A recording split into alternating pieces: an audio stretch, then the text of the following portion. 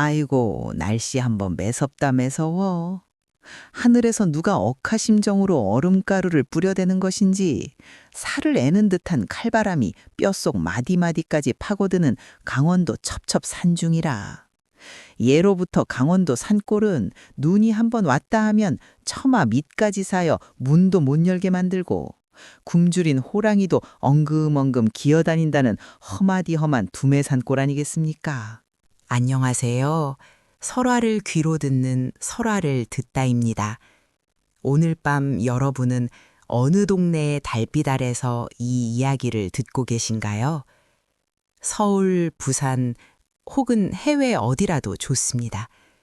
우리가 이야기로 연결된 지금 이 순간 여러분이 계신 곳을 댓글로 남겨주세요.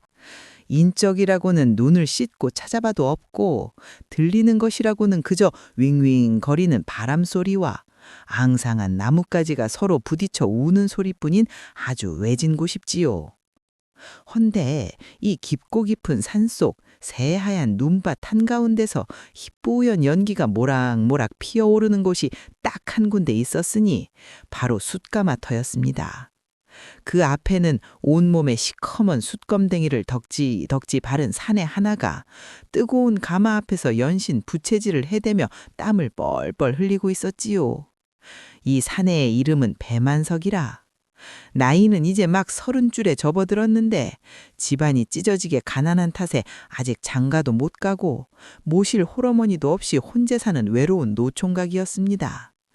남들은 숯쟁이라고 천하다 손가락질하고 몸에서 숯 굽는 냄새가 밴다며 코를 막고 피하기 일쑤였지만 심성 하나만큼은 비단결같이 곱고 순박한 이 사내.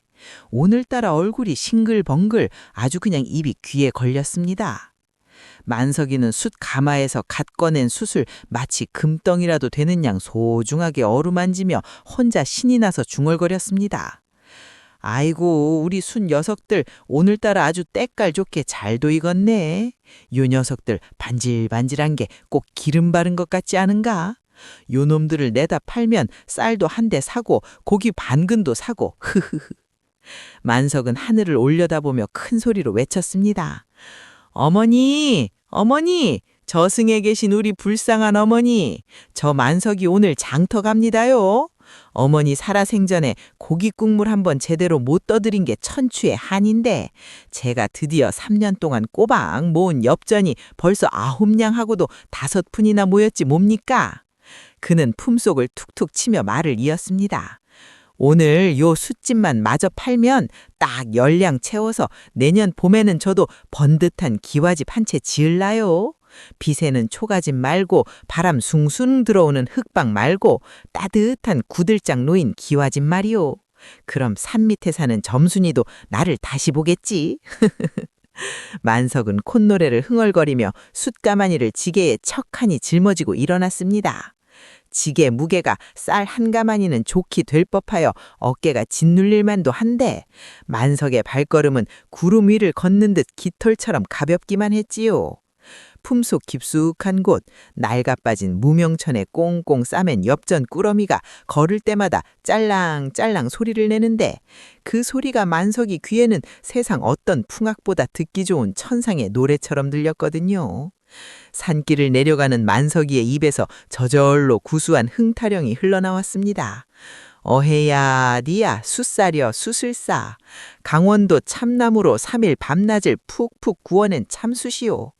이숯 한 덩이면 언방이 절절 끓고 이숯 2덩이면 며느리 쫓아낸 시어머니 얼어붙은 마음도 녹난다네. 얼쑤 좋구나. 한참을 걸어 산 아래 장터에 도착하니 벌써부터 왁자지가한 것이 사람 사는 냄새가 물씬 풍겼습니다.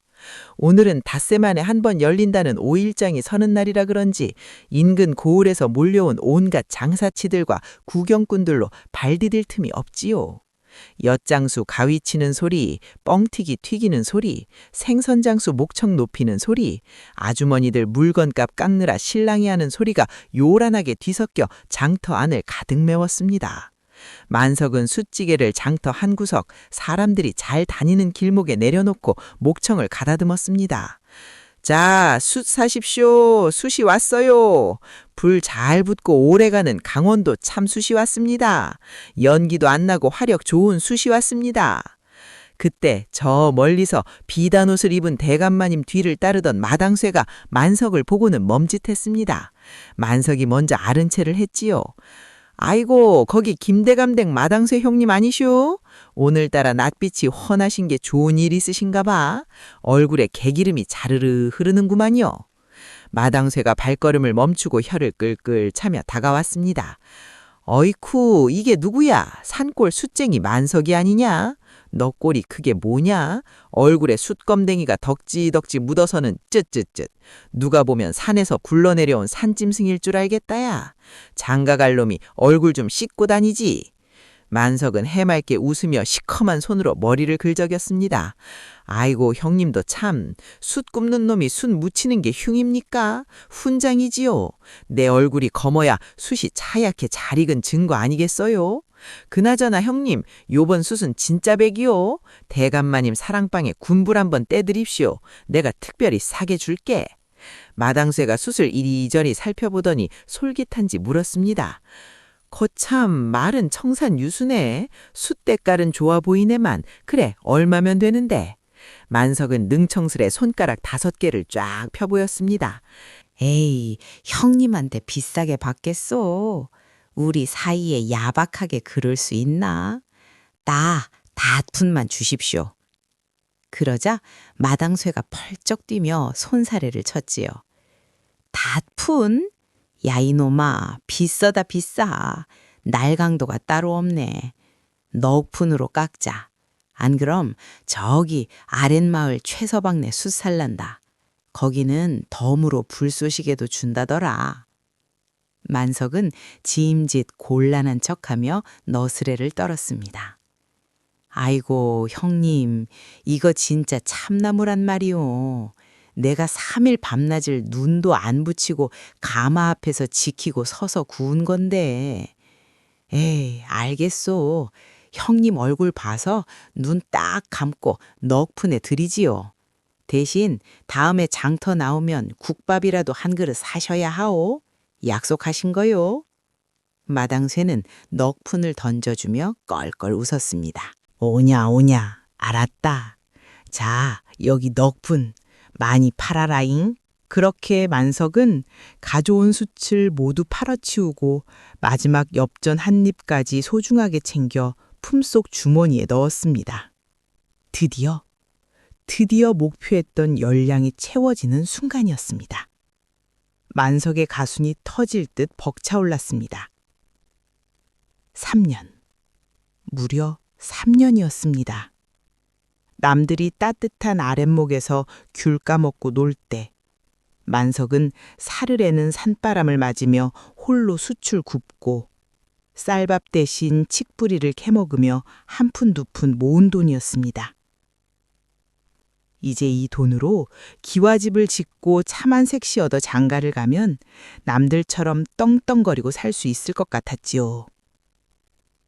어머니 산소에 가서 술 한잔 올릴 생각에 만석이 행복한 고민을 하며 국밥집 쪽으로 발걸음을 옮기는데 갑자기 장터 저편에서 사람들의 비명소리와 함께 우당탕탕 무언가 부서지는 소리가 들려왔습니다. 와장창! 쨍그랑! 아이고 저게 무슨 난리래? 저기 저 왕서방 아니요? 저놈의 영감이 또 술 처먹고 행패를 부리는구만. 이번엔 또 누굴 잡으려고 저러나. 불쌍해서 어쩌노. 사람들이 웅성거리며 모여든 곳에는 험상 굳게 생긴 덩치 큰 사내 하나가 채찍을 휘두르고 있었습니다.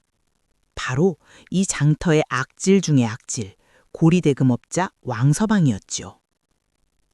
그리고 그 앞바닥에는 웬 여인 하나가 쓰러져 있었습니다. 옷은 남노하기 짝이 없고 머리는 산발을 했는데 가냘픈 몸이 채찍질을 당할 때마다 파르르 떨렸습니다. 왕서방은 술 냄새를 풍기며 고래고래 소리를 질렀습니다. 야 이년아, 내가 너를 먹여 살린 쌀값이 얼만 줄 아느냐? 노래를 하라니까 벙어리 흉내를 내? 춤을 추라니까 나무 토막처럼 서 있어? 이 쓸모없는 것! 밥버러지 같은 년. 오늘 내가 너를 아주 뼈도 못 추리게 만들어주마. 짝! 짝! 채찍 소리가 살벌하게 울려 퍼졌지만 여인은 신음소리 한 번 내지 않고 그저 이를 악물고 버티고 있었습니다. 윽, 윽. 만석은 사람들 틈을 비집고 들어가며 물었습니다. 아이고, 잠시만요. 좀 지나갑시다. 무슨 구경 났소? 예? 아니, 저게 무슨... 만석의 눈앞에 펼쳐진 광경은 참혹했습니다. 왕서방은 분이 안 풀리는지 쓰러진 여인의 머리채를 휘어잡고 질질 끌고 다녔지요. 여인의 하얀 종아리에는 벌써 붉은 핏자국이 선명했습니다. 그런데 이상한 일이었습니다. 그토록 맞으면서도 여인은 살려달라는 소리 한번 하지 않았습니다. 그저 텅 빈 눈으로 허공만 바라볼 뿐이었지요. 마치 삶의 끈을 놓아버린 사람처럼요. 왕서방이 장터 구경꾼들을 향해 소리쳤습니다. 뭐해? 구경 났어? 다들 썩 꺼지지 못해? 이년 이거 오늘 당장 내다 팔아버리든지 해야지 원. 야, 거기 개똥이. 너 2년 사갈래? 단돈 5냥이면 준다. 어때? 개똥이라 불린 사내는 기겁하며 손사래를 쳤습니다. 아이고 어르신, 저런 병신을 누가 돈 주고 삽니까? 노래도 못해, 춤도 못 춰, 말도 못하는 벙어리라면서요? 갖다 줘도 안 가집니다요. 밥값만 아깝지. 왕서방은 이번엔 소장수를 노려봤습니다. 에헤이, 왕어르신도 참 저렇게 비쩍 골라서 어디다 씁니까? 물동이 하나도 못 들게 생겼는데 저런 건 줘도 안 가져요, 안 가져. 장터 사람들은 낄낄거리며 비웃기만 할 뿐 누구 하나 말리는 사람이 없었습니다. 바닥에 쓰러진 여인, 연화의 눈에서 주르륵 눈물 한 방울이 흘러내려 흙바닥을 적셨습니다. 그 모습을 지켜보던 만석의 가슴속에서 무언가 쿵 하고 내려앉았지요. 아이고, 저걸 어째? 사람이 저렇게 맞는데 아무도 안 말리고. 저 여자 눈빛 좀 봐. 꼭 저번 겨울에 덫에 걸려 죽어가던 고라니 눈빛 같네. 살고 싶은 건지 죽고 싶은 건지. 아휴, 불쌍해서 못 보겠네. 만석은 고개를 돌리려 했습니다. 자신은 그저 가난한 숫쟁이일 뿐이고 왕서방은 무서운 사람이니까요. 게다가 품속의 열량은 기와집을 짓는 소중한 돈이었습니다. 이걸 쓰면 또다시 3년, 아니 5년을 숫가마에서 굴러야 할지도 모릅니다. 만석은 질끈 눈을 감고 뒤돌아섰습니다. 그런데 등 뒤에서 왕서방의 목소리가 다시 들려왔습니다. 에이, 퇴! 재수없는 년. 아무도 안 사간다니 별 수 없나? 그냥 오늘 여기서 맞아 죽어라. 내가 너를 죽여서 거름으로 쓰면 썼지 밥은 더 못 주겠다. 다시 채찍을 들어올리는 소리가 들리자 만석이 자신도 모르게 소리쳤습니다. 자자자, 잠깐! 장터가 일순간 조용해졌죠. 모든 사람의 시선이 만석에게 쏠렸습니다. 자신도 놀랐습니다. 내가 지금 무슨 소리를 한 거지? 입을 틀어막고 싶었지만 이미 엎질러진 물이었습니다. 왕서방이 시뻘건 눈으로 만석을 쏴보았죠. 뭐야? 넌 누구야? 웬 쑥검댕이가 죽고 싶어서 환장했냐? 만석은 다리가 후들거렸지만 꾹 참고 입을 열었습니다. 저기 그만 때리시오. 사람 죽겠소. 왕서방은 기가 막히다는 듯 콧방지를 꼈습니다. 기가 막혀서 네 놈이 뭔데 이래라더래라야. 네가 2년 사벌이라도 돼? 아니면 네가 2년 사갈 거야? 응? 만석은 침을 꿀꺽 삼키며 대답했습니다. 내가 산다면 그만 때릴 거요? 장터 사람들이 웅성거렸습니다. 뭐요?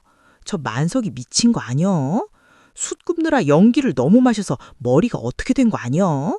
저 돈도 없는 그지가 무슨 수로 기생을 산다냐? 왕서방은 코웃음을 치며 비아냥거렸습니다.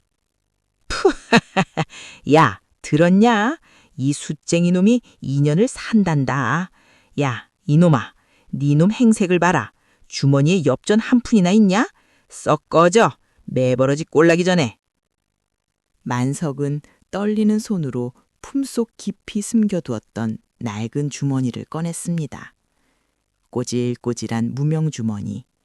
그 안에는 만석의 피와 땀, 그리고 꿈이 담긴 엽전 10량이 들어있었지요. 만석은 주머니를 거꾸로 들어 탈탈 털었습니다. 짤랑, 짤랑, 짜르르륵. 엽전들이 흙바닥에 쏟아졌습니다. 햇빛을 받아 반짝이는 엽전들을 보며 만석이 외쳤습니다. 돈 있어.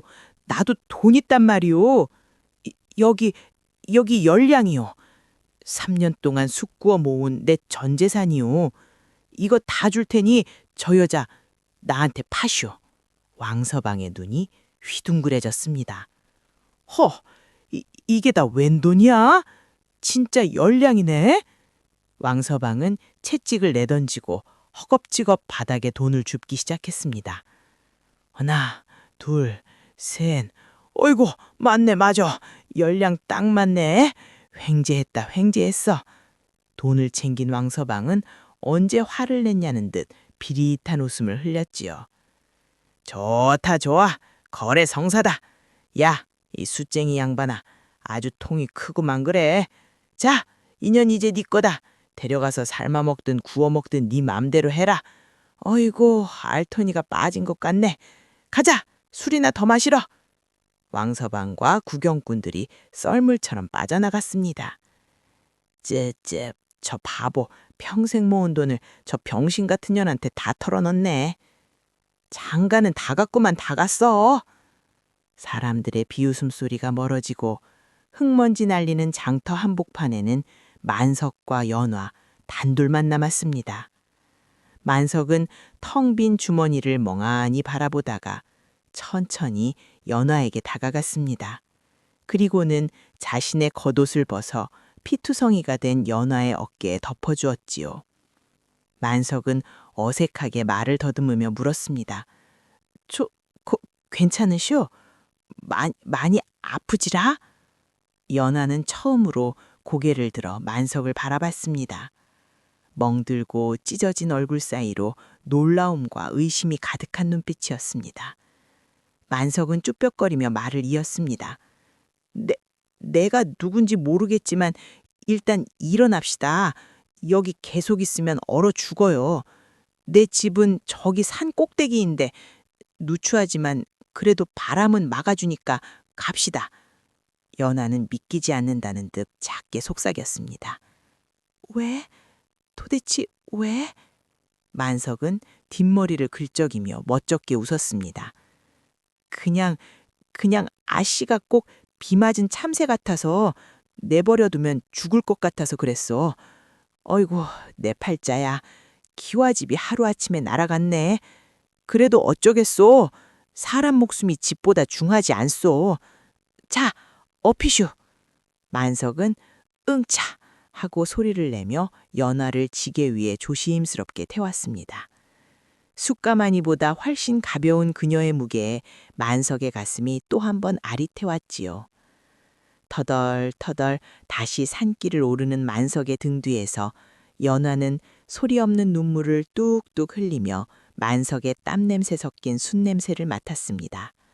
그것은 난생 처음 맡아보는 두박하지만 따뜻한 사람의 냄새였습니다.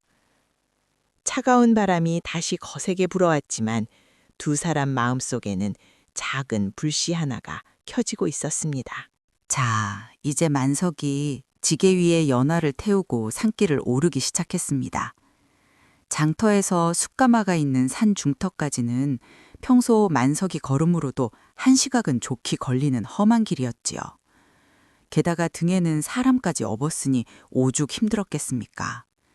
하지만 만석은 힘든 내색 하나 없이 묵묵히 걸음을 옮겼습니다. 하늘에서는 기어이 하얀 눈송이가 하나둘 날리기 시작하더니 이내 한방눈이 되어 펑펑 쏟아지기 시작했습니다.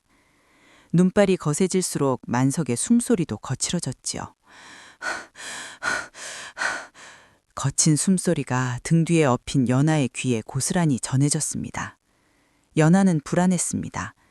자신을 구해준 것은 고맙지만 도대체 이 사내가 자신을 어디로 데려가는 것인지, 전 재산을 털어 샀으니 이제 자신을 종처럼 부려먹으려는 것은 아닌지 별의별 생각이 다 들었겠지요.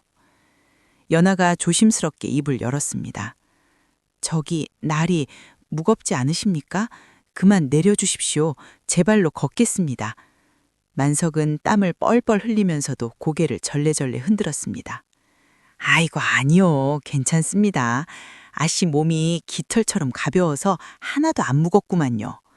그리고 그 다리로 어찌 걷겠어. 발바닥이 다 터져서 피가 철철 나는데. 가만히 계십시오. 다 왔습니다. 저기 저 불빛 보이지라? 만석이 가리킨 곳을 보니 칠흑 같은 어둠 속에 희미한 호롱불 하나가 깜빡이고 있었습니다. 그곳은 집이라고 부르기에도 민망할 정도로 허름한 비바람만 간신히 피할 수 있는 다 쓰러져가는 오두막이었습니다.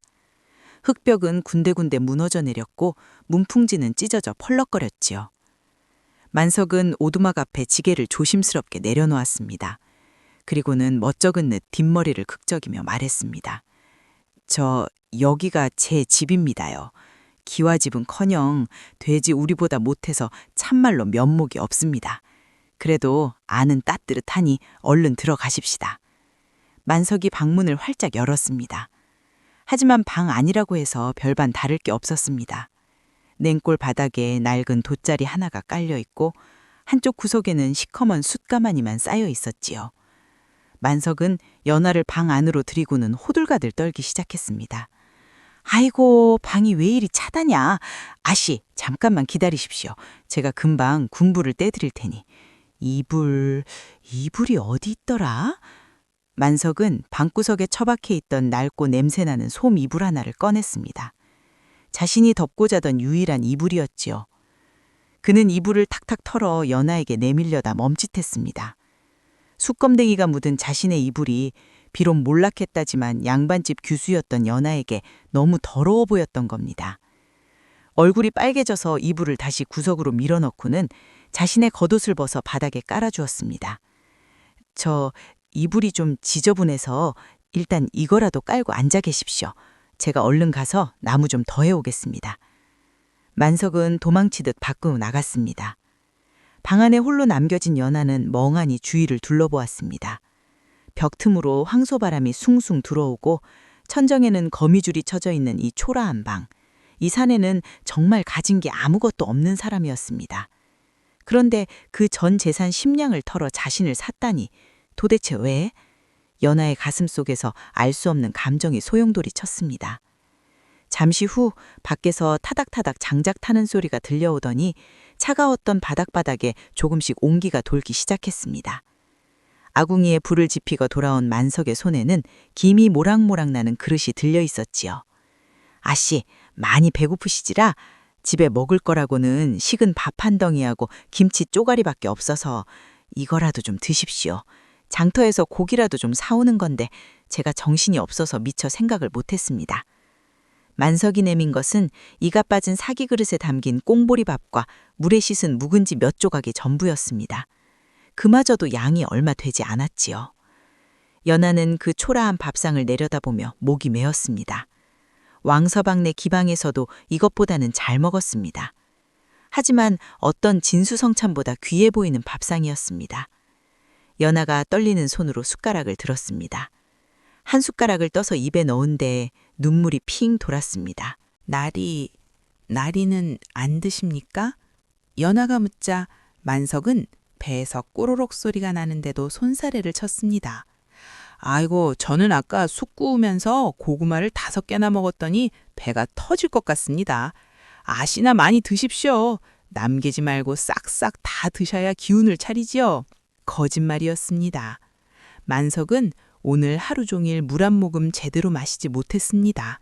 하지만 굶주린 연하가 미안해할까봐 서둘러 둘러댄 것이지요. 밥을 다 먹고 나자 이제 잠자리에 들 시간이 되었습니다. 묘한 정막이 흘렀습니다. 방은 하나뿐이고 이불도 하나뿐입니다. 남녀가 한 방에서 밤을 보내야 하는 상황이 된 것입니다. 연하는 긴장해서 옷걸음을 꽉 쥐었습니다. 이제 올 것이 왔구나 생각했습니다. 돈을 주고 샀으니 사내로서 당연히 대가를 요구할 것이라 여겼지요. 기방에서 숱하게 봐왔던 사내들의 욕망 어린 눈빛을 떠올리며 연하는 체념한 듯 눈을 질끈 감았습니다. 저 날이? 연하가 떨리는 목소리로 불렀습니다. 말씀하십시오. 돈을 주셨으니 제가 모시는 것이 도리겠지요. 불을 끄시지요. 연하는 스스로 옷걸음을 풀려 했습니다. 그 모습을 본 만석이 화들짝 놀라며 펄쩍 뛰었습니다. 아니, 이게 무슨 짓입니까? 아씨, 왜 이러십니까, 얘? 만석은 황급히 고개를 돌리고 손을 내저었습니다.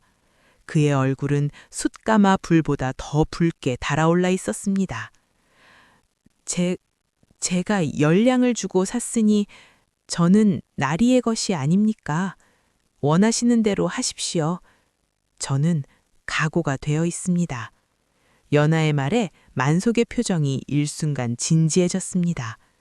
그는 조심스럽게 다가와 옷걸음을 풀려는 연하의 손을 덥석 잡았습니다. 만석의 손은 거칠고 투박했지만 그 온기만큼은 뜨거웠습니다. 아씨, 제 말 잘 들으십시오. 저는 아씨를 산 게 아닙니다. 그냥 왕서방 그놈 손에서 구해드리고 싶었을 뿐입니다. 사람이 사람을 돈 주고 사고 팔다니요. 그건 짐승이나 하는 짓이지라. 만석은 연하의 눈을 똑바로 바라보며 힘주어 말했습니다. 저는 배운 것 없고 가진 것 없는 천한 놈이지만 그래도 남의 귀한 집 딸을 데려다가 몹쓸 짓 하는 파렴치한은 아닙니다. 그러니 그런 말씀 마십시오. 아씨는 제 종도 아니고 놀이개도 아닙니다. 그냥 오늘부터 제 식구입니다. 만석의 말에 연하의 눈이 크게 흔들렸습니다. 식구. 가족이 모두 죽고 홀로 남아 기방으로 팔려온 뒤 처음으로 들어보는 따뜻한 말이었습니다. 만석은 주섬주섬 구석에 있던 낡은 이불을 펴서 아랫목, 그러니까 방에서 제일 따뜻한 곳에 깔았습니다.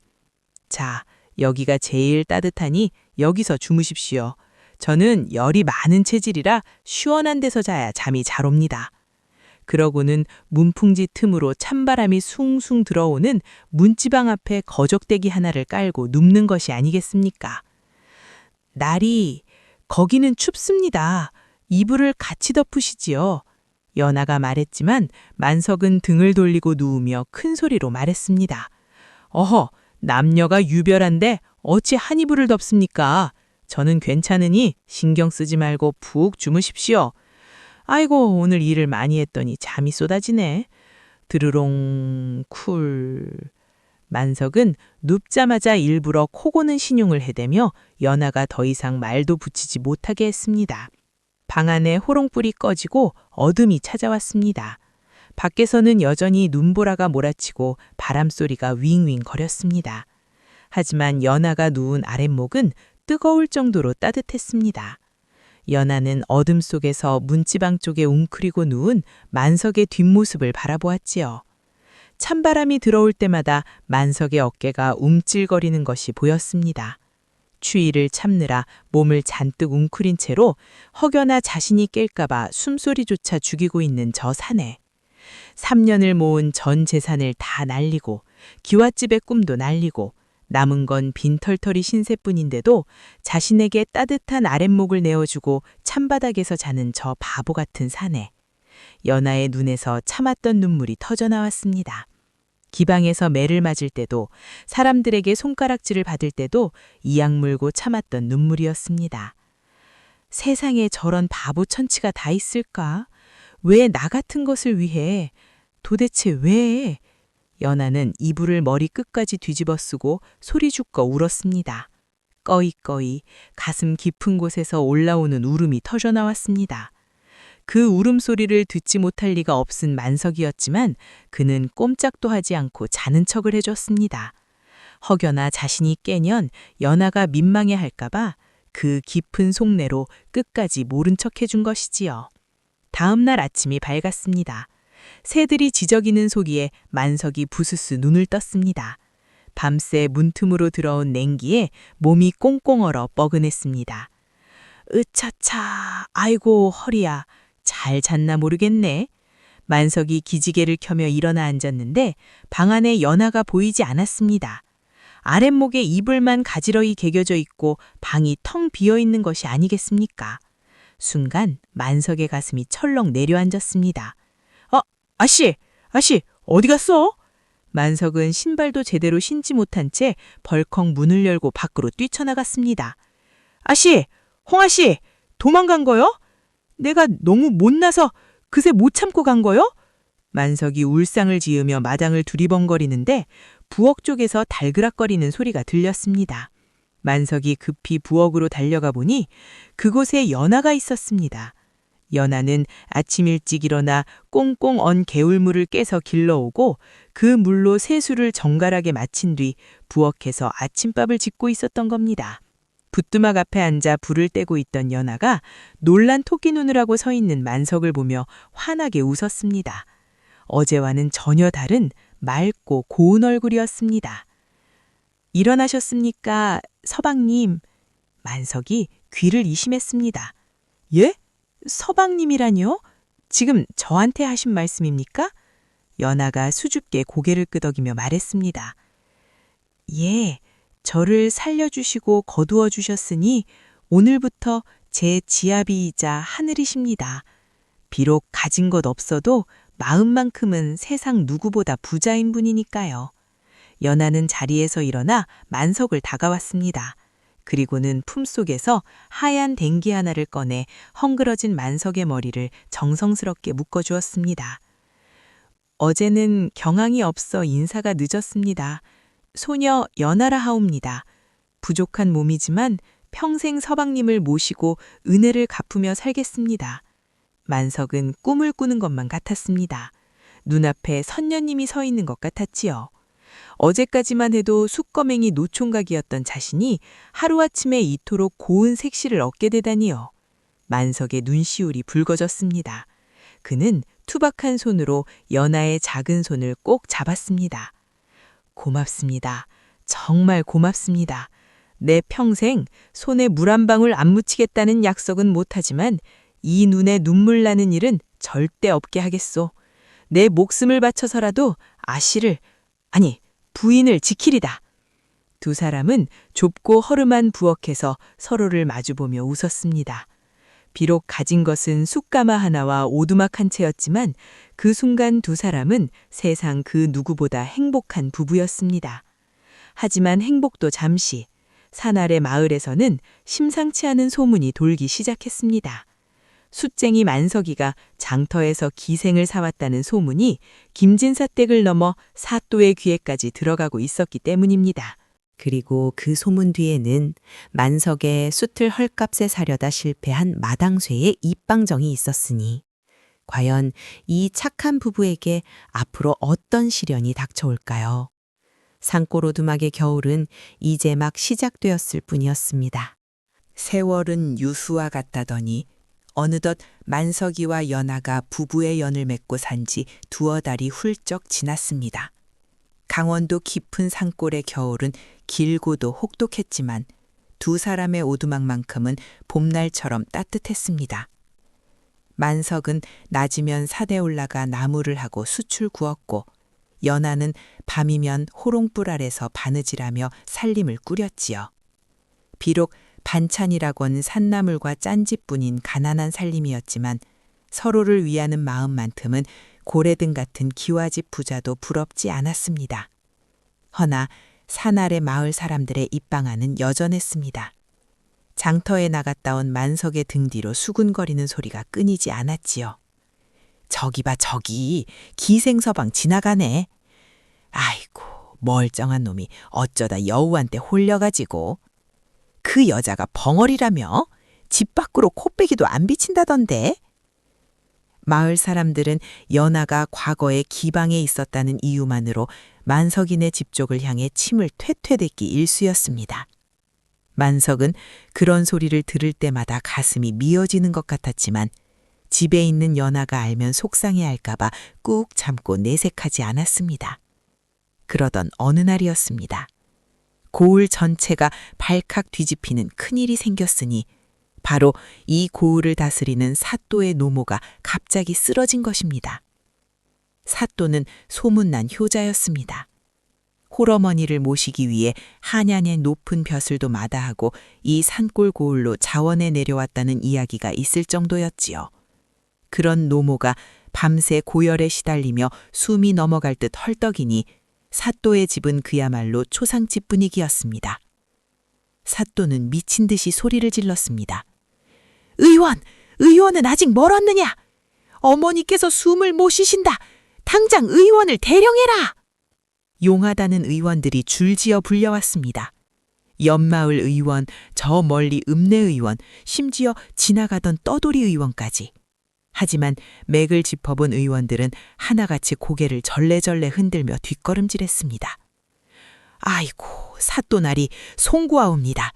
노마님 병세가 워낙 깊어 손을 쓸 수가 없습니다. 맥이 이미 끊어질 듯 미약하니 마음의 준비를 하시는 게. 이런 돌팔이 놈들, 당장 내 어머니를 살려내지 못할까?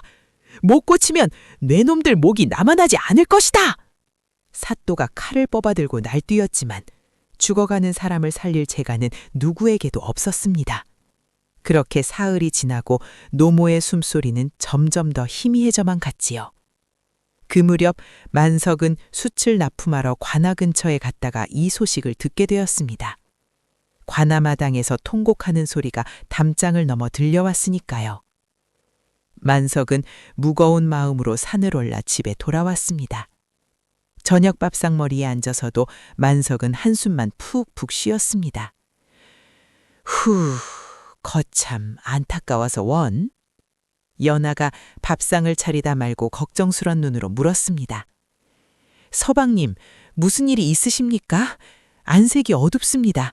장터에서 무슨 험한 꼴이라도 당하셨는지요? 만석은 고개를 저으며 말했습니다. 아니요, 내 일은 아니오라. 고을 사또 어른의 노모가 다 죽게 생겼다지 뭡니까? 효심 지극하기로 소문난 양반인데 어머니가 갑자기 쓰러져서 의원들도 다 포기했다 합디다. 온 관아가 울음바다요 울음바다. 만석의 말을 듣던 연아의 눈빛이 순간 번뜩였습니다. 서방님, 그게 정말입니까? 의원들이 손을 못 쓸 정도로 위중하답니까? 그렇다니까요. 숨이 턱 밑까지 차올라서 오늘땀을 넘기기 힘들다더군요. 아이고, 불쌍해서 어쩌누? 연아는 잠시 무언가 깊이 생각하더니 단호한 목소리로 말했습니다.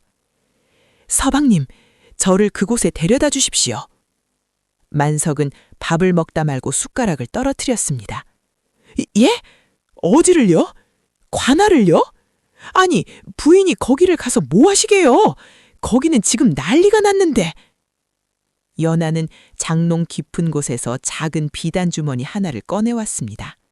그것을 펼치자 호롱불 빛을 받아 번쩍이는 은침들이 크기별로 가지런히 꽂혀 있는 것이 아니겠습니까?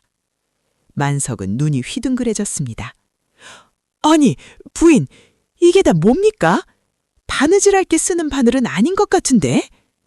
연아가 비장한 표정으로 말했습니다. 사실대로 말씀드리겠습니다. 제 친정아버지는 사실 궁중 내의원에서 임금님의 병을 돌보던 어이셨습니다. 어이라니요? 임금님 의원이요? 예, 제가 어릴 적부터 아버지 어깨 너머로 의술과 침수를 배웠습니다. 아버지가 영모로 몰려 돌아가시기 전 제게 이 침통을 물려주며 사람을 살리는 의술을 잊지 말라 하셨습니다. 기방에 있을 때는 천한 신분이라 이를 감추고 살았으나 이제는 사람 목숨이 달린 일이니 모른 척할 수가 없습니다. 만석은 입이 딱 벌어져 다물어지지 않았습니다. 자신의 아내가 그저 글이라도 좀 읽는 줄 알았지 이런 대단한 능력을 감추고 있을 줄은 꿈에도 몰랐으니까요. 하지만 만석은 곧 걱정이 앞섰습니다. 하지만 부인, 위험합니다.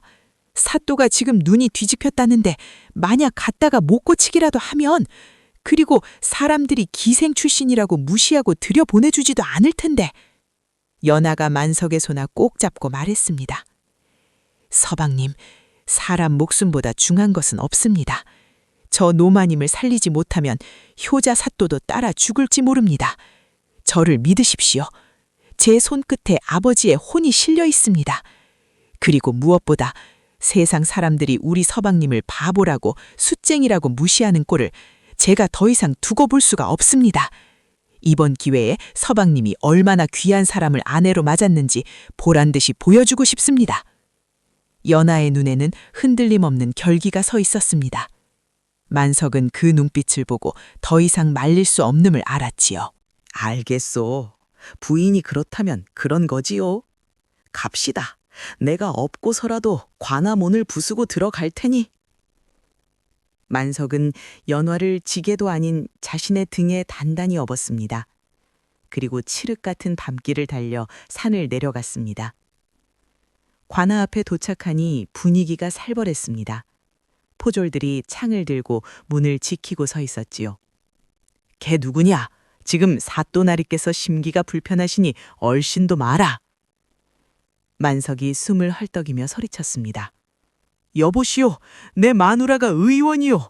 사또 어른네 노모 병을 고치러 왔단 말이오. 포졸들이 횃불을 들어 만석과 연화의 얼굴을 비추더니 이내 코웃음을 쳤습니다. 뭐야, 이거 숫쟁이 만석이 놈 아니냐? 등에 업힌 건 그 장터에서 산 기생년이고? 기가 막혀서. 야, 이 미친 검들아. 여기가 어디라고 감히 기생 따위를 데리고 와서 행패냐? 썩 꺼지지 못해! 포졸이 창자루로 만석의 어깨를 펑 밀쳤습니다. 만석이 뒤로 휘청거렸지만 연화가 떨어질세라 이를 악물고 버텼습니다.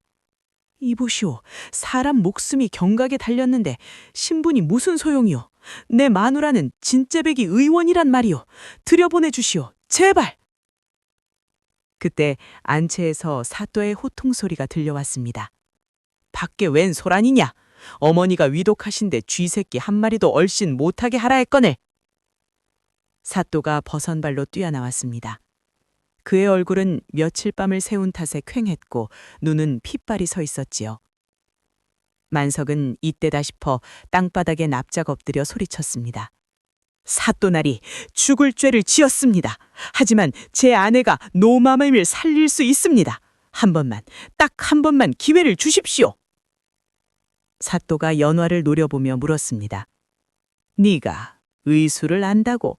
기생 출신 주제에 감히 내 어미의 몸에 손을 대겠다는 거냐? 연화는 만석의 등에서 내려와 사또 앞에 무릎을 꿇고 차분하지만 또렷한 목소리로 말했습니다. 사또나리, 천한 기생의 손이라 하여 죽어가는 사람을 살릴 침끝이 무뎌지지는 않습니다. 소녀 비록 천한 신분이나 사람 살리는 법을 압니다. 만약 제가 노마마님을 살리지 못한다면 그 자리에서 제 목을 치셔도 좋습니다. 연화의 목소리에는 서리빨 같은 기백이 서려 있었습니다. 사또는 연화의 눈을 뚫어지게 쳐다보았습니다. 거짓이나 두려움이라고는 조금도 없는 맑고 깊은 눈동자였습니다. 지푸라기라도 잡고 싶은 심정이었던 사또는 결국 고개를 끄덕였습니다. 좋다. 내 너를 믿어보마. 허나 만약 허풍이라면 너와 네 서방은 살아서 나가지 못할 것이다. 들아. 연화와 만석은 사또를 따라 노모가 누워있는 방으로 들어갔습니다. 방 안에는 양냄새와 죽음의 그림자가 짙게 깔려 있었습니다. 노모는 얼굴이 흑빛으로 변해 있었고 숨은 가늘게 이어지고 있었지요. 연화는 노모의 손목을 잡고 맥을 짚었습니다. 방 안의 모든 사람이 숨을 죽이고 연화를 지켜보았습니다. 만석은 침을 꿀꺽 삼키며 마음속으로 빌고 또 빌었습니다. 제발, 제발 우리 부인 좀 도와주십시오, 천지 신명님. 잠시 후 연화가 침통을 열었습니다. 은색 침들이 촉불빛을 받아 섬뜩하게 번뜩였습니다. 연화는 거침없이 침을 들었습니다. 손끝의 떨림은 조금도 없었습니다. 그녀는 노모의 인중, 손끝, 그리고 발바닥의 혈자리를 찾아 마치 춤을 추듯 빠르고 정확하게 침을 놓기 시작했습니다. 탁, 탁, 탁. 침이 살을 뚫고 들어가는 소리가 들릴 듯이 고요했습니다. 사또는 주먹을 꽉 쥐고 그 모습을 지켜보았습니다. 얼마나 시간이 흘렀을까? 연화의 이마에 송골송골 땀방울이 맺혔습니다. 그녀는 마지막으로 가장 굵은 장침을 꺼내 노모의 명치 끝에 깊숙이 찔러 넣었습니다. 그 순간이었습니다. 죽은 듯이 누워있던 노모가 갑자기 입을 벌리더니 시커먼 피를 한 사발 토해내는 것이 아니겠습니까? 사또가 비명을 질렀습니다. 어머니, 이 요망한 것이 내 어머니를 죽이는구나. 여봐라, 당장 전현을 끌어내라. 포졸들이 연화를 잡으려 달려드는 찰나에 연화가 소리쳤습니다. 손대지 마십시오. 죽은 피가 빠져나온 것입니다. 이제 숨이 트이실 겁니다. 그 말이 끝나기가 무섭게 노모의 가슴이 크게 들썩이더니 막혔던 숨이 터져나오기 시작했습니다. 후. 가늘던 숨소리가 점차 편안하고 고르게 바뀌었지요. 흑비치던 얼굴에 조금씩 혈색이 돌기 시작했습니다. 노모가 천천히 눈을 떴습니다. 아이고, 목이 마르구나.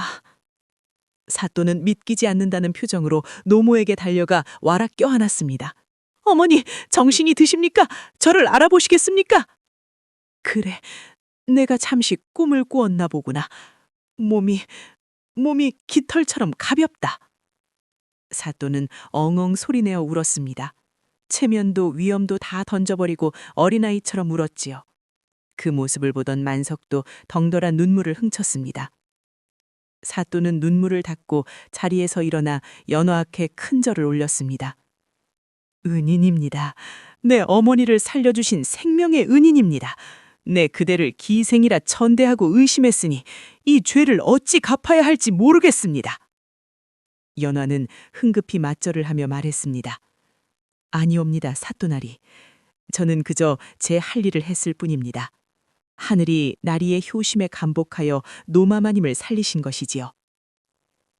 그날 밤 만석과 연화는 사또의 극진한 대접을 받고 비단과 쌀가마니를 선물로 받아 집으로 돌아왔습니다. 다음 날 아침이 되자 고을에는 밤사이 있었던 일이 바람을 타고 삽시간에 퍼져나갔습니다. 야, 들었나? 숫쟁이네 벙어리 새끼 말이야. 아, 그 기생 출신이라는 여자? 기생은 무슨, 알고 보니 한양에서 내려온 명이라더군만 거. 사또 노모를 침 한 방으로 살려냈다지 뭔가. 뭐야, 진짜요? 아니, 그런 귀하신 분이 왜 숫가마에 산대? 그 만석이가 복을 타고났네 타고났어. 어제까지만 해도 침을 뱉던 마을 사람들이 이제는 만석이네 오두막 쪽으로 향해 허리를 굽히기 시작했습니다. 숫쟁이 만석이는 졸지에 명의 남편이 되어 어깨에 힘이 들어갔지요. 만석은 지게를 지고 내려가며 어깨춤을 추었습니다. 얼씨구 좋다. 누가 내 마누라 보고 벙어리라 했느냐? 누가 기생이라 했느냐? 내 마누라는 사람 살리는 생불이시다. 하지만 호사다마라 했던가요? 소문은 좋게만 퍼지는 법은 없는 법이지요. 이 소식을 듣고 배가 아파 뒤틀리는 자가 딱 한 명 있었습니다. 바로 장터의 악덕고리대금 업자 왕서방이었습니다. 왕서방은 술상을 콱 내리치며 눈을 부라렸습니다. 뭐라고? 내가 단돈 10량에 판 그년이 명이라고? 사또한테 비단에 쌀까지 받았다고? 이런 젠장, 내가 보석을 못 알아보고 똥값에 팔았구나. 왕서방의 눈에 탐욕스러운 불꽃이 이글거렸습니다. 안 되겠다. 이대로는 억울해서 못 살지. 무슨 수를 써서라도 그년을 다시 찾아와야겠다. 여보라, 당장 왈패놈들을 집합시켜라. 과연 만석과 연화 부부에게 닥쳐올 검은 그림자. 두 사람은 이 위기를 어떻게 헤쳐나갈까요?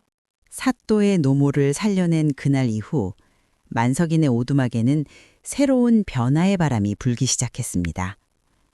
매서웠던 겨울바람이 잦아들고 산골짝 언 냇물이 녹아 졸졸 흐르는 봄이 찾아오듯 만석의 인생에도 따스한 봄볕이 들기 시작한 것이지요. 어느 날 저녁밥을 물리고 난 뒤였습니다. 연화가 문방사우, 그러니까 붓과 먹, 종이를 꺼내와 밥상 위에 펼쳤습니다. 사또가 감사의 뜻으로 선물해준 귀한 물건들이었죠. 만석은 눈이 휘둥그레져서 물었습니다. 부인, 그게 다 뭡니까? 그림이라도 그리시려고 그러십니까? 연하는 조용히 먹을 갈았습니다. 색, 색. 묵향이 좁은 방 안에 그득하게 퍼져나갔죠. 서방님, 이리 가까이 앉으십시오. 오늘부터 저와 함께 글 공부를 하실 겁니다. 만석은 기겁하며 손사래를 쳤습니다. 아이고, 글이라니요. 당치도 않습니다. 낯 높고 기억자도 모르는 까막눈이 무슨 글을 배운답니까? 저는 머리가 나빠서 그런 거 죽었다 깨어나도 못합니다요. 괜히 귀한 종이만 버리죠. 만석이 엉덩이를 뒤로 빼며 도망가려 하자 연하가 정색하며 만석의 소매를 잡았습니다. 서방님, 제 눈을 똑바로 보십시오. 연화의 눈빛이 어찌나 단호한지 만석은 얼어붙은 듯 멈췄습니다. 서방님은 머리가 나쁜 것이 아닙니다. 그저 배울 기회가 없었을 뿐입니다. 세상 사람들이 숫쟁이라고 바보라고 무시한다 해서 서방님 스스로까지 자신을 낮추지 마십시오. 글을 배워 이치를 깨우치면 세상이 달라 보일 것입니다. 저를 믿고 딱 한 달만 따라와 주십시오. 아내의 간곡한 부탁에 만석은 차마 거절할 수가 없었습니다. 그날부터 숫가마터 오디막은 작은 서당이 되었습니다. 자, 서방님, 따라해 보십시오. 기역, 니은, 디귿, 기역, 니은. 처음에는 쉽지 않았습니다. 평생 도끼와 숫집게만 잡았던 만석의 투박한 손은 가느다란 붓을 잡는 것조차 버거워 덜덜 떨렸지요. 글자 하나를 쓰려다 먹물을 튀겨 얼굴에 점을 찍기 일쑤였고 다리에 쥐가 나서 뒹굴기도 여러 번이었습니다. 아이고, 나는 안 되나 보. 이게 지렁이 기어가는 거지 어디 글씨요. 부인, 그냥 그만둡시다. 나는 숯이나 굽는 게 딱이요. 만석이 풀이 죽어 붓을 놓으려 할 때마다 연화는 만석의 거친 손을 자신의 고운 손으로 감싸주고 다독였습니다. 아닙니다. 아주 잘하고 계십니다. 천리길도 한 걸음부터라 하지 않습니까? 서방님은 뚝심이 있으니 한 번 트이면 봇물 터지듯 하실 겁니다. 자, 다시 한 번만 더 해보십시다. 연하는 밤마다 졸린 눈을 비벼가며 만석을 가르쳤습니다. 낮에는 약초를 캐고 살림을 하느라 고단할 텐데도 싫은 내색 한 번 없이 글자 하나하나를 짚어주었지요. 그 정성에 감복해서일까요? 만석도 점차 달라지기 시작했습니다. 낮에 숯을 구우면서도 나뭇가지로 땅바닥에 글씨를 연습했고 지게를 지고 가면서도 하늘천 따지를 외웠습니다. 그렇게 한 달이 지나고 두 달이 지났습니다. 어느 늦은 밤 만석이 떨리는 손으로 종이에 무언가를 썼습니다. 그리고는 수줍게 연화에게 내밀었지요. 부인, 이거 한번 보시구려. 연화가 종이를 받아들었습니다. 삐뚤빼뚤 개발세발 쓴 글씨였지만 거기엔 분명히 이렇게 쓰여 있었습니다. 연화. 바로 아내의 이름이었습니다. 그리고 그 옆에 아주 작게 덧붙여진 글자가 있었습니다. 고맙소. 연하는 그 종이를 받아들고 하염없이 눈물을 흘렸습니다. 세상 그 어떤 명필의 글씨보다 임금님이 내린 교지보다 더 귀하고 아름다운 글씨였습니다. 서방님, 제 이름을 쓰신 겁니까? 만석이 머쓱한 듯 코를 훌쩍이며 말했습니다. 내 평생 소원이 죽기 전에 내 색시 이름 세자 한번 써보는 거였소. 부인 덕분에 내 눈이 뜨였소. 이제 까막눈이 아니오. 나도 이제 사람굿을 하게 되었소. 만석의 말은 더 이상 더듬거리지 않았습니다. 글을 배우며 자신감이 생기자 말투도 행동도 의전탄 대장부처럼 변해간 것입니다. 연화는 만석의 폼에 안겨 펑펑 울었습니다. 만석은 그런 아내의 등을 넓은 손으로 토닥여 주었지요. 오두막의 호롱불이 두 사람의 그림자를 따뜻하게 비추고 있었습니다. 소문은 발이 달린 듯 퍼져나갔습니다. 만석이 글을 깨치고 이제는 사서삼경까지 읽는다는 소문이 돌자 마을 사람들의 시선이 완전히 달라졌습니다. 장터에 나가면 사람들이 먼저 와서 인사를 건넸습니다. 아이고, 만석, 아니, 배서방, 요즘 글 공부를 한다며? 사람이 아주 때깔이 달라졌어. 눈빛이 형령한 게 장군감일세 그려. 심지어 동네 훈장님조차 만석을 불러다가 바둑을 두며 세상 돌아가는 이야기를 나눌 정도였으니 이것이야말로 개천에서 용났다는 말이 딱 어울리는 상황이었죠. 하지만 빛이 강할수록 그림자도 짙어지는 법이라 했던가요. 만석과 연하가 행복할수록 배가 아파 잠을 못 이루는 사람이 있었습니다. 바로 악독한 왕서방이었습니다.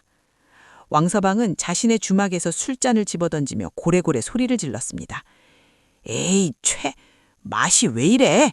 술맛이 오줌물 같잖아. 야, 주모, 술 똑바로 가져와.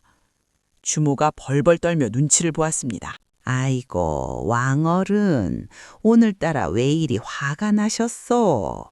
그만 좀 드시오. 벌써 5병째요. 시끄러워. 내가 지금 술이 넘어가게 생겼어. 그 숫쟁이 놈이랑 기생년이 떵떵거리고 산다는 소식 들을 때마다 속이 뒤집혀서 살 수가 없단 말이야. 왕서방의 눈앞에는 연화가 사또의 노모를 살려내고 받은 비단이며 쌀가마니가 눈에 아른거려 미칠 지경이었습니다. 그녀는 원래 내 거였어. 내가 샀던 물건이란 말이야. 그 멍청한 숫쟁이 놈한테 단돈 10량에 넘기는 게 아니었어. 그년이 명인 줄 알았으면 1000량 아니 10,000량을 받아도 모자랄 판에 이건 사기야. 그놈들이 나를 속여서 헐값에 채간 거라고. 왕서방은 억지를 부리며 스스로의 분노에 기름을 부었습니다. 탐욕에 눈이 먼 자에게는 이성도 논리도 통하지 않는 법이지요. 그는 옆에 앉아있던 왈패두목 독사를 쳐다보며 비릿하게 웃었습니다. 야, 독사야, 너 요즘 손가락 빨고 있다며. 내가 큰 건수 하나 줄 테니 오늘 밤에 몸 좀 풀어볼래? 독사라 불리는 사내가 칼집을 만지작거리며 물었습니다. 누굴 손봐주면 됩니까? 다리 하나 부러뜨릴까요? 아니면 아주 보내버릴까요? 아니, 죽이면 안 되지. 황금알을 낳는 거위를 죽여서야 쓰나? 그냥 가서 좀 밟아줘라. 아주 납작하게. 그리고 그 계집년을 도로 끌고 와. 원래 주인인 나한테 돌아오는 게 순리 아니겠어? 그거야 식은 죽 먹기죠. 근데 관아에서 알면 곤란하지 않겠습니까? 사또가 그 부부를 아낀다던데. 왕서방은 품속에서 두툼한 엽전 꾸러미를 꺼내 독사에게 던져주었습니다. 걱정 마라. 사또는 내일 한양으로 볼일 보러 간다더라. 관아가 비는 틈을 타서 싹 해치우면 돼. 법보다 주먹이 가깝다는 걸 그 촌놈들에게 똑똑히 보여주란 말이야. 알겠습니다, 형님. 오늘 밤에 숫가마를 아주 쑥대밭으로 만들어 놓겠습니다. 독사와 왈패들이 낄낄거리며 밖으로 나갔습니다. 왕서방은 술을 들이키며 으스스한 웃음을 흘렸지요. 두고 보자, 배만석. 네 놈이 감히 내 물건을 가로채. 오늘 밤이 네 인생 마지막 단짬이 될 거다. 그 시각 아무것도 모르는 만석과 연화는 평소처럼 오두막에서 평화로운 저녁 시간을 보내고 있었습니다. 봄비가 부슬부슬 내리는 밤이었습니다. 빗방울이 처마 끝에 맺혀 떨어지는 소리가 운치 있게 들려왔지요. 서방님, 오늘은 명심보감의 한 구절을 읽어보시지요. 그러지. 착한 일을 한 사람에게는 하늘이 복으로써 갚아주고. 정말 좋은 말이요. 우리도 이렇게 서로 아끼며 착하게 사니 하늘이 복을 주시는가 보. 만석이 책을 읽어내려가는 소리가 낭낭하게 울려 퍼졌습니다. 연화는 바느질을 멈추고 흐뭇한 미소로 남편을 바라보았습니다. 이보다 더 완벽할 수 없는 행복이었습니다. 이 행복이 영원할 것만 같았습니다. 하지만 그때였습니다. 고요하던 산속의 정적을 깨고 우지끈 하는 소리와 함께 살인문이 박살나는 소리가 들려왔습니다. 누구시오? 만석이 놀라 책을 덮고 일어나려는 찰나 방문이 쾅 하고 열리며 시커먼 그림자들이 들이닥쳤습니다. 비에 젖은 신발이 깨끗한 방바닥을 짓밟았지요. 어이, 숫쟁이 양반, 글 공부 아주 재미지게 하고 계시네. 팔자가 늘어졌어 아주. 독사였습니다. 그 뒤로 몽둥이를 든 왈패 4~5명이 험악한 인상을 쓰며 방을 에워쌌습니다. 연화가 비명을 지르며 만석 뒤로 숨었습니다. 만석은 본능적으로 팔을 벌려 연화를 가로막았습니다. 당신들 누구요? 왜 남의 집에 신발을 신고 들어오는 거요? 독사가 비웃으며 만석의 멱살을 잡았습니다. 누구긴 너희한테 받을 빚이 있어서 온 저승사자다. 야, 뭐해? 다 때려 부숴. 예, 형님. 안 돼, 멈추시오. 와장창, 우당탕. 만석이 아끼던 벼루가 바닥에 떨어져 산산조각이 났습니다. 연화가 바느질하던 옵감이 찢겨나갔고 아끼던 장독대가 몽둥이에 맞아 깨졌습니다. 순식간에 오두막은 아슈라장이 되었습니다. 만석이 독사의 팔을 뿌리치고 왈패들을 막으려 했지만 머릿수에서 당해낼 재간이 없었지요. 이놈들아, 이게 무슨 짓이냐? 퍽! 독사의 주먹이 만석의 얼굴에 정통으로 꽂혔습니다. 만석이 비틀거리며 바닥에 쓰러지자 연화가 울부짖으며 달려들었습니다. 서방님, 안 됩니다. 차라리 저를 때리십시오. 독사가 쓰러진 만석을 발로 짓밟고는 연화의 머리캐를 휘어잡았습니다. 허허, 네 년이 그 명이라던 기생년이냐? 반반하게 생겼구만. 왕 형님이 너를 아주 애타게 찾더라. 자, 가자. 네 원래 주인한테로. 이거 놓으시오. 나는 배만석의 아내요. 연화가 발버둥 쳤지만 독사의 악력은 무시무시했습니다. 피투성이가 된 만석이 바닥을 기어가며 독사의 바짓가랑이를 잡았습니다. 안 돼, 데려가지 마. 내 아내야. 건드리지 마. 만석의 절규가 빗소리에 묻혀 사라져갔습니다. 독사는 매몰차게 걷어차고는 연화를 질질 끌고 빗속으로 나갔습니다. 서방님, 서방님! 연화의 비명소리가 멀어지고 박살난 오두막에는 피를 흘리며 쓰러진 완성만이 남겨져 있었습니다. 쏟아지는 빗줄기가 만석의 피를 씻어내고 있었습니다. 번쩍 우르릉 쾅! 하늘도 노했는지 천둥번개가 요란하게 내리꽂았습니다. 쓰러진 만석의 손이 꿈틀거렸습니다. 진흙탕 속에 처박힌 그의 눈에서 지금껏 보지 못했던 서늘하고도 무서운 불꽃이 타오르기 시작했습니다. 그것은 더 이상 바보 숫쟁이의 눈빛이 아니었습니다. 자신의 모든 것을 빼앗긴 사내의 처절하고도 독한 복수의 다짐이었습니다. 연화야, 기다려라. 내 이놈들을 절대로 살려두지 않을 거다. 과연 만석은 이 절망적인 상황에서 어떻게 연화를 구해낼 수 있을까요? 글을 배워 이치를 깨우친 만석의 반격은 이제부터 시작입니다. 우르릉 쾅 과과광. 하늘이 찢어질 듯한 천둥 소리가 산골짜기를 뒤흔들었습니다. 억수같이 쏟아지는 빗줄기는 멈출 기미가 보이지 않았지요. 폐허가 된 오두막, 깨진 항아리 조각과 찢겨나간 문풍지가 빗물에 둥둥 떠다니는 그 처참한 현장에 한 사내가 시체처럼 쓰러져 있었습니다. 바로 배만석이었습니다. 독사놈들에게 얼마나 모질게 맞았는지 그의 얼굴은 피범벅이 되어 형체를 알아보기 힘들었고 옷은 갈갈이 찢겨 살점이 훤히 드러나 있었습니다. 차가운 빗물이 그의 상처를 때렸습니다. 그 고통 때문이었을까요? 꺼져가던 만석의 의식이 희미하게 돌아오기 시작했습니다. 만석의 손가락이 진흙탕 속에서 꿈틀거렸습니다. 머리가 깨질 듯이 아파왔고 온몸의 뼈가 으스러진 것 같았습니다. 그냥 이대로 눈을 감고 편안해지고 싶은 유혹이 밀려왔지요. 하지만 그때 귓가에 환청처럼 아내의 비명소리가 들려왔습니다. 서방님, 서방님! 번쩍! 만석이 눈을 떴습니다. 핏발이 선 눈동자가 어둠 속에서 형령하게 빛났습니다.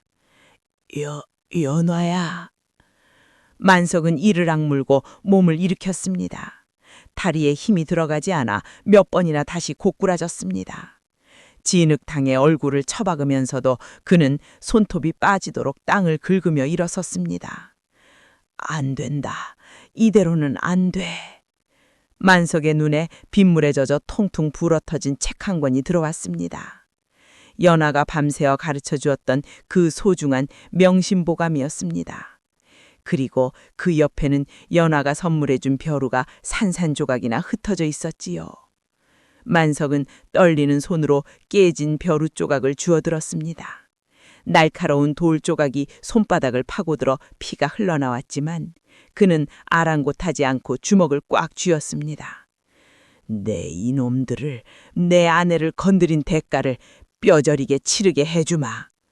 만석은 비틀거리는 걸음을 옮겼습니다. 한 걸음 한 걸음. 처음에는 쓰러질 듯 위태로웠지만 이내 그의 발걸음은 굶주린 호랑이처럼 빨라지기 시작했습니다. 그는 몽둥이 하나를 집어들고 산을 내려가기 시작했습니다. 칠흑 같은 어둠 속 미끄러운 산길을 그는 미친 듯이 달렸습니다.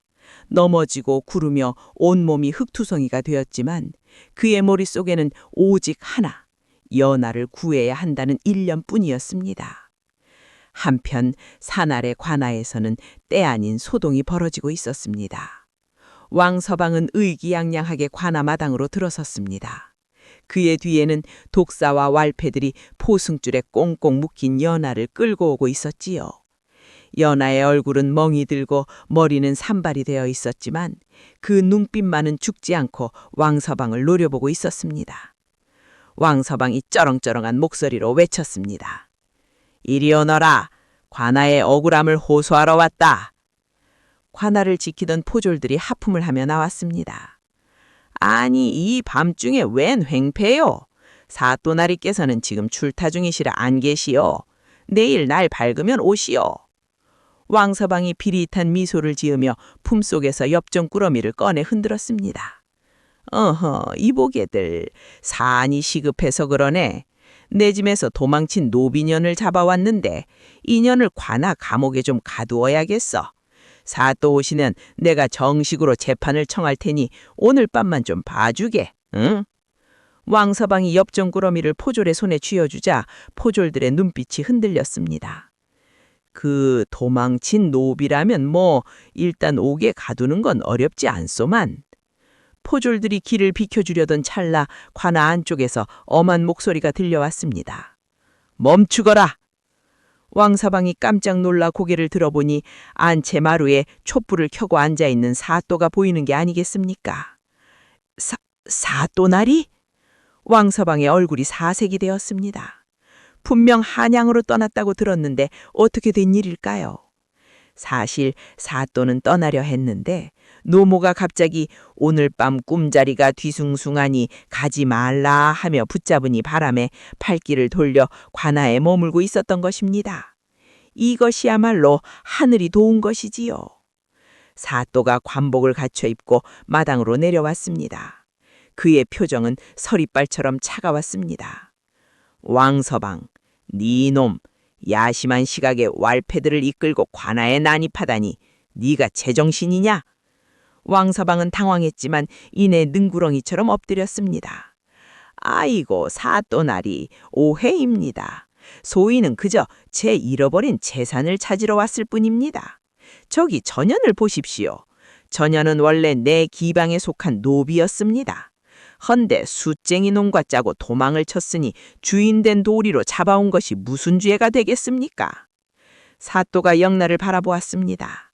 피투성이가 된 채 묶인 연화, 자신의 어머니를 살려준 그 생명의 은인이 저런 꼴을 당하고 있다니 사또의 눈썹이 꿈틀거렸습니다. 저 여인은 만석의 처가 아니냐? 그렇습니다요. 하지만 그 혼인은 무효입니다. 제가 판 적이 없거든요. 그 숫쟁이 놈이 문서를 위조해서 전현을 훔쳐간 겁니다. 왕서방은 뻔뻔하게 거짓말을 늘어놓았습니다. 없는 문서를 위조하게 우기면 까막눈인 만석이가 어쩌겠느냐는 속셈이었지요. 그때 연아가 피 묻은 입술을 열고 외쳤습니다. 거질입니다, 사또나리. 저자는 돈 10량을 받고 저를 만석 서방님께 팔았습니다. 장터에 수많은 사람이 증인입니다. 왕서방이 잽싸게 연하에 따기를 올려붙였습니다. 인연이 어디서 주둥이를 놀려? 증인? 흥! 장터 사람들은 다 내 돈을 빌려 쓰는 놈들이다. 누가 감히 내 말에 토를 달겠느냐? 왕서방의 말이 맞았습니다. 장터 사람들은 왕서방이 무서워 아무도 나서지 못할 것이 뻔했지요. 사또는 난감했습니다. 심증은 가나 물증이 없으니 왕서방을 당장 처벌할 명분이 부족했습니다. 왕서방은 기세가 등등해져 소리쳤습니다. 사또나리, 법대로 하십시오. 도망노비는 주인에게 돌려주는 것이 국법입니다. 당장 전연을 저에게 넘겨주십시오. 바로 그때였습니다. 관아 대문 밖에서 짐승의 포효 같은 고함 소리가 들려왔습니다. 누구 마음대로 법을 들먹이느냐? 모두의 시선이 대문 쪽으로 쏠렸습니다. 쾅! 대문이 활짝 열리며 머리부터 발끝까지 진흙과 피로 뒤덮인 마치 지옥에서 돌아온 악귀 같은 형상의 사내가 걸어 들어왔습니다. 서방님! 연하가 울음을 터뜨렸습니다. 배만석이었습니다. 만석은 절뚝거리는 다리를 이끌고 마당 한가운데로 걸어 들어왔습니다. 그의 손에 들린 몽둥이는 바닥에 버려졌습니다. 이제 그는 무력이 아닌 다른 것으로 싸우러 온 것입니다. 왕서방이 뒷걸음질 치며 비웃었습니다. 저 끈질긴 놈 좀 보게. 아직 숨이 붙어 있었어. 야, 독사야, 저놈 당장 끌어내. 독사가 나서려 하자 사또가 호통을 쳤습니다. 멈추라! 지금 내 앞에서 감히 폭력을 쓰려 하느냐? 사또의 위엄에 왈패들이 멈칫했습니다. 만석은 사또 앞으로 다가가 털썩 무릎을 꿇었습니다. 그리고 흑투성이가 된 고개를 들어 사또를 똑바로 바라보았습니다. 사또나리, 백성 배만석, 억울함을 호소하러 왔습니다. 사또는 만석의 눈빛을 보고 놀랐습니다. 예전에 그 어리숙하고 주눅든 눈빛이 아니었습니다.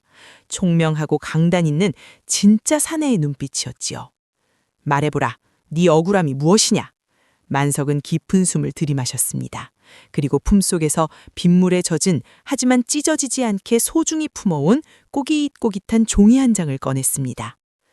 왕서방은 제가 문서를 위조했다 하나 진정으로 국법을 어긴 것은 저자입니다.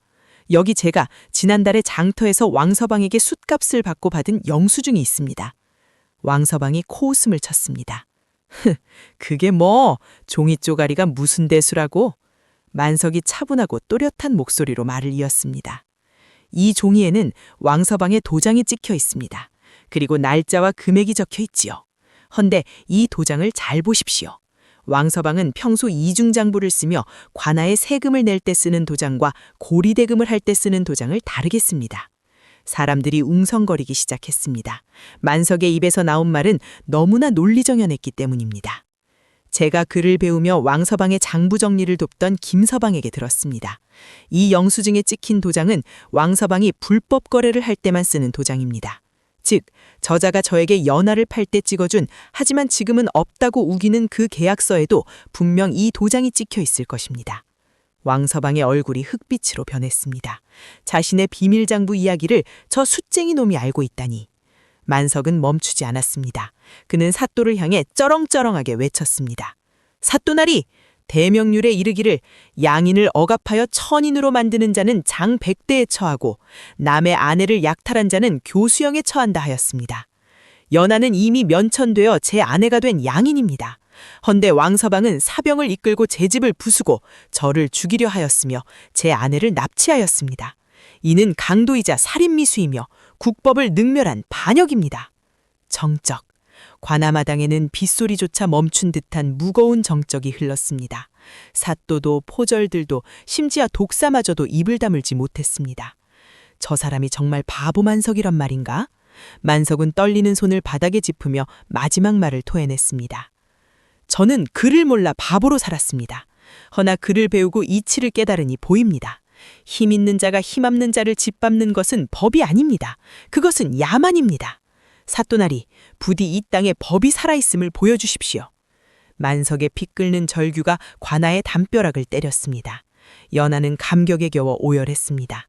자신의 남편이 저토록 당당하게 세상과 맞서 싸우고 있는 것입니다. 사또가 천천히 자리에서 일어났습니다. 그의 눈에는 뜨거운 분노가 서려 있었습니다. 왕서방, 사또의 목소리가 낮게 깔렸습니다. 네가 감히 내 앞에서 그리고 국밥 앞에서 이토록 추악한 짓을 벌였더냐? 왕서방은 다리가 풀려 주저앉았습니다.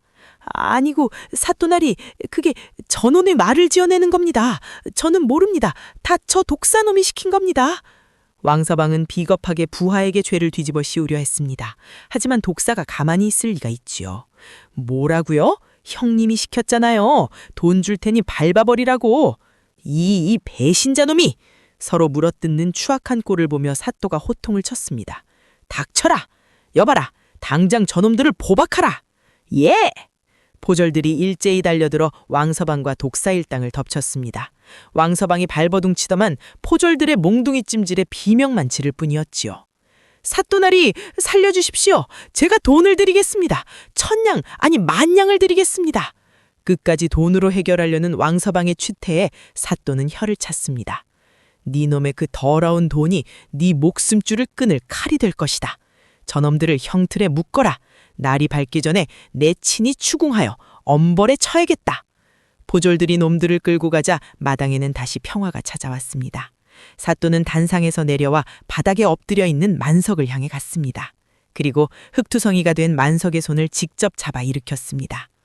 일어나게, 배생원, 아니 배생원이라 불러야겠군. 사또나리, 자네가 말이 구구절절 옳래. 내 오늘 자네에게서 법이 무엇인지 정의가 무엇인지 다시 배웠네. 자네가 말로 진정한 이고울의 장부일세. 사또는 포졸들에게 명했습니다. 당장 연하 부인의 결박을 풀어드리고 의원을 불러 만석의 상처를 치료하라. 그리고 내 관아의 별채를 내어줄 터이니 두 사람이 편히 쉴 수 있도록 하라. 보승줄이 풀리자 연하는 만석에게 달려와 와라 간겼습니다. 서방님, 서방님. 만석은 피투성이가 된 발로 아내를 꽉 끌어안았습니다. 그의 눈에서도 뜨거운 눈물이 빗물과 섞여 흘러내렸습니다. 미안하오. 내가 너무 늦게 왔소. 아니옵니다. 서방님이 저를 살리셨습니다. 서방님이 세상에서 제일 강한 분이십니다.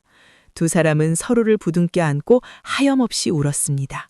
폭풍우가 지나간 밤하늘에 구름 사이로 둥근 달이 얼굴을 내밀고 있었습니다. 마치 이 부부의 앞날을 축복이라도 하듯이 말이지요. 하지만 이야기는 여기서 끝이 아닙니다. 악인은 벌을 받고 선인은 복을 받아야 마땅한 법인 법입니다. 다음 날 날이 밝자 관아마당에서는 고을 사람 모두가 지켜보는 가운데 왕서방에 대한 준엄한 심판이 시작되었으니 과연 왕서방은 어떤 최후를 맞이하게 될까요? 그리고 만석과 연하 부부에게는 어떤 놀라운 선물이 기다리고 있는 것일까요? 다음 날 아침이 밝았습니다. 밤새 세상을 집어삼킬 듯 몰아치던 비바람은 언제 그랬냐는 듯 뚝 그치고 관아의 기와지붕 위로 눈부신 아침 햇살이 쏟아져 내렸습니다. 마치 어둠이 물러가고 정의의 빛이 찾아온 것을 알리는 듯 했지요. 관아마당은 이른 아침부터 구경 나온 백성들로 발 디딜 틈이 없었습니다. 악독하기로 소문난 왕서방이 잡혀왔다는 소문이 밤새 천리를 달려 온 고을에 퍼졌기 때문입니다. 야, 그게 참말인가? 그 천하의 왕서방이 옥에 갇혔다고? 그렇다네. 숫쟁이 만석이가 글쎄 사또 앞에서 왕서방의 죄를 낱낱이 밝혔다지 뭔가. 아이고, 알터니가 빠진 것 같네. 어서 가보세. 사람들의 웅성거림 속에 북소리가 둥둥둥 울려 퍼졌습니다. 사또가 관곡을 정제하고 동원 마루에 앉아 형방을 내려다보았습니다. 죄인들을 대령하라. 끽, 옥문이 열리고 포졸들이 죄인들을 끌고 나왔습니다. 어제까지만 해도 비단 옷을 입고 거들먹거리던 왕서방은 이제 산발이 된 머리에 속옷 차림으로 마치 비낮은 똥강아지처럼 벌벌 떨며 끌려 나왔습니다. 그 뒤로 독사와 왈패들도 줄줄이 굴비 엮이듯 묶여 나왔지요. 사또가 쩌렁쩌렁한 목소리로 호통을 쳤습니다. 죄인 왕칠성은 듣거라. 너는 양인을 핍박하고 남의 재물을 탐하여 사병을 일으켰으며 부녀자를 납치하고 살인을 교사하였다. 네 죄를 네가 알렸다. 왕서방은 바닥에 머리를 찌으며 울부짖었습니다. 아이고, 사또나리 억울합니다. 저는 그저 돈을 빌려주고 받으려 했을 뿐입니다. 저놈들이 저를 모함하는 것입니다요. 끝까지 반성할 줄 모르는 왕서방의 주태에 지켜보던 백성들이 야유를 퍼부었습니다. 에이, 돼? 저 벼락 맞을 놈. 네 놈한테 뺏긴 내 땅이 면마지기인지 아느냐? 사또는 분노하며 판결문을 내려쳤습니다. 닥쳐라. 내 이미 만석이 제출한 영수증과 니놈의 비밀장부를 대조하여 네가 그동안 저지른 탈세와 고리대금의 증거를 모두 확보하였다. 증거가 차고 넘치거늘 아직도 오리발을 내밀다니. 사또는 형리에게 명했습니다. 여봐라, 저 파렴치한 자를 형틀에 묶고 죄를 자백할 때까지 메워쳐라. 예! 형리들이 굵직한 곤장을 들고 달려들었습니다. 왕서방이 형틀에 묶이자 찰싹 하는 소리와 함께 곤장이 춤을 추기 시작했습니다. 하나요, 으악, 살려줍쇼. 둘이요, 아이고, 내 엉덩이, 나 죽네, 나 죽어. 왕서방의 비명소리가 관아 담장을 넘어 멀리 퍼졌습니다. 그 소리를 듣는 백성들의 막힌 속이 뻥 뚫리는 순간이었지요. 10년 묵은 체증이 확 내려가는 듯한 통쾌함이었습니다. 결국 왕서방은 거품을 물고 자신의 모든 죄를 자백했습니다. 사또는 엄숙하게 최종 판결을 내렸습니다. 죄인 왕칠성의 전 재산을 몰수하여 그동안 억울하게 돈을 뺏긴 백성들에게 돌려주도록 하라. 그리고 왕칠성과 그 일당들은 천리밖 외딴섬으로 유배를 보내어 평생 소금을 굽는 노역형에 처한다. 와하! 사또나리 만세! 배만성 만세! 백성들의 환호성이 하늘을 찔렀습니다. 만석과 연하는 서로의 손을 꼭 잡고 그 광경을 지켜보았습니다. 눈물이 주르륵 흘러내렸지만 그것은 슬픔의 눈물이 아닌 기쁨과 감격의 눈물이었습니다. 재판이 끝나고 사또는 만석과 연하를 단상위로 불렀습니다. 배생원 그리고 연하 부인, 그대들의 용기 덕분에 고을의 큰 암덩어리를 도려낼 수 있었네. 내 그 공을 높이 사서 상을 내리고자 하니 원하는 것이 있으면 말해보게. 만석은 연하와 한 번 눈을 마주치더니 사또 앞에 정중하게 허리를 굽혔습니다. 사또나리, 저희는 바라는 것이 없습니다. 그저 왕서방에게 몰수한 재산 중 일부를 떼어 가난해서 글을 배우지 못하는 아이들과 돈이 없어 병을 고치지 못하는 노인들을 위해 써주십시오. 사또는 크게 감동했습니다. 자신들이 입은 피해를 보상받기보다 남을 먼저 생각하는 그 마음에 고개가 절로 숙여졌지요. 허허, 참으로 훌륭하도다. 그대들은 숯검댕이 속에 감춰진 진정한 보석이로구나. 좋네. 내 그 뜻을 받아들여 왕서방의 기방 건물을 허물고 그 자리에 서당과 의원을 짓도록 하겠네. 그렇게 모든 일이 마무리되었습니다. 세월은 유수와 같이 흘러 어느덧 10년이라는 시간이 지났습니다. 강원도 깊은 산골, 예전에 만석이 숯을 굽던 그 자리에는 이제 번듯한 기와집 한 채가 들어섰습니다. 대문 앞에는 만연당이라는 현판이 걸려 있었으니 만석과 연화의 집이라는 뜻이자 만송이의 연꽃을 피우는 집이라는 뜻이기도 했습니다. 기와집 마당에서는 아이들의 글 읽는 소리가 낭낭하게 울려 퍼졌습니다. 하늘, 천, 따지, 거물, 현, 누를, 황. 수염을 멋지게 기른 만석이 훈장님이 되어 아이들을 가르치고 있었죠. 그의 얼굴에는 더 이상 숯검댕이도 어수룩한 표정도 없었습니다. 학식과 덕망이 넘치는 인자한 스승의 모습뿐이었지요. 허허, 개똥아, 졸지 말고 허리를 펴거라. 글이라는 것은 마음을 닦는 거울이니라. 예, 훈장님. 한편 사랑채에서는 연화가 환자들을 돌보고 있었습니다. 그녀의 의술은 날로 깊어져 이제는 강원도뿐만 아니라 한양에서도 병을 고치러 올 정도가 되었지요. 어르신, 침을 맞으셨으니 이제 한결 가벼우실 겁니다. 약값은 필요 없으니 가시는 길에 푹 쉬십시오. 아이고, 의원님, 감사합니다. 정말 생명의 은인이십니다. 연화는 돈이 없는 사람들에게는 무료로 병을 고쳐주었고, 만석은 가난한 아이들에게 무료로 글을 가르쳤습니다. 부부는 자신들이 받은 복을 세상에 되돌려주며 살고 있었던 것입니다. 어느 가을날 저녁이었습니다.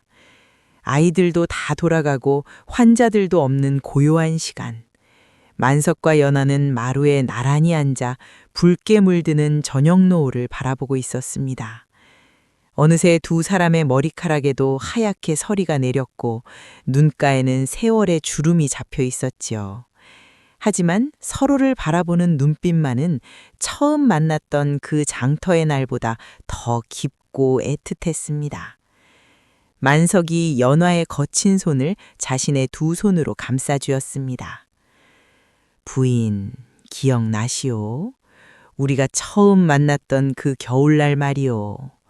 그때 내가 전 재산 열량을 털어 당신을 업고 오지 않았으면 내 인생이 어찌 되었을까 싶소. 연하가 고운 미소를 지으며 대답했습니다.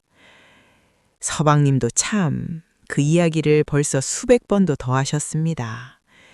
그때 서방님이 저를 구해주지 않으셨다면 저는 아마 차가운 흙바닥에서 이미 이 세상 사람이 아니었겠지요.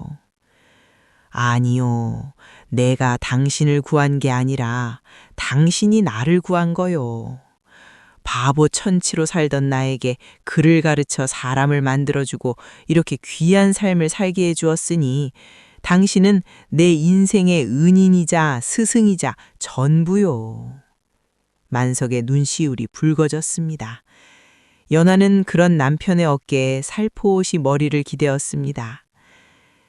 서방님, 숯은 본래 검고 보잘것없어 보이지만 불을 만나면 그 어떤 것보다 뜨겁고 환하게 타오릅니다. 서방님은 제게 그런 분이십니다. 겉은 투박해도 속은 누구보다 뜨거운 제 인생의 숯불 같은 분이요. 허허, 부인도 참 말을 어찌 그리 예쁘게 하시오. 바람이 불어와 마당에 낙엽을 쓸고 지나갔습니다. 두 사람은 아무 말 없이 서로의 온기를 느끼며 앉아 있었습니다. 만석이 하늘에 떤 둥근 달을 보며 말했습니다. 부인, 내 소원이 하나 더 생겼소. 그게 무엇입니까? 다음 생에도 그 다음 생에도 꼭 다시 당신을 만나 부부의 연을 맺는 것이요. 그때는 내가 더 많이 배우고 더 많이 가져서 당신 고생 안 시키고 호강만 시켜주리다. 연하가 눈물을 글썽이며 고개를 끄덕였습니다. 예, 서방님. 저도 꼭 서방님을 다시 찾겠습니다. 그때는 제가 숫쟁이가 되어 서방님을 찾아가지요. 허허허, 그거 참 재미있겠구려. 두 사람의 웃음소리가 달빛에 실려 밤하늘로 퍼져나갔습니다.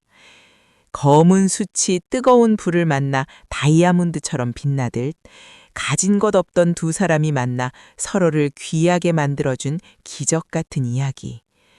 숯검댕이 총각 만석과 귀한 색시 연화의 이야기는 오래오래 산골 마을의 전설이 되어 오늘날까지도 사람들의 입에서 입으로 전해져 내려온답니다.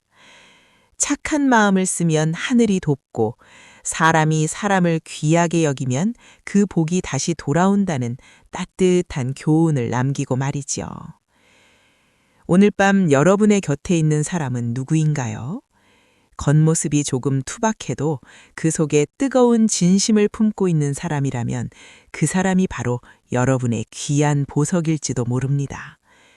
지금 옆에 있는 소중한 사람의 손을 한번 꼭 잡아주시는 건 어떨까요? 만석이가 연화의 손을 잡아주었던 그날처럼 말입니다. 오늘 이야기는 여기까지입니다. 모두 따뜻하고 편안한 밤 보내시길 바라며 지금까지 설화를 듣다 였습니다. 감사합니다.